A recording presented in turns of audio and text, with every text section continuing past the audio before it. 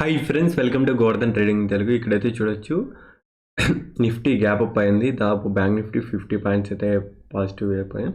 ఓవరాల్గా మార్కెట్ అయితే gap up అయింది. ఏషియక్ నిఫ్టీ మన నిఫ్టీకి ఒక 50 పాయింట్స్ అయితే బయర్స్ అయితే ఇంట్రెస్ట్ లేరు. ఇప్పుడు ఓపెనింగ్ రెసిస్టెన్స్ దగ్గర ఓపెన్ అయింది, సపోర్ట్ దగ్గర ఓపెన్ అయింది. చాలా ఇంపార్టెంట్. మార్కెట్ అయితే సపోర్ట్ పైన అయితే ఓపెన్ అయింది, అంటే 41,400 అయితే ఒక సపోర్ట్ లెవెల్.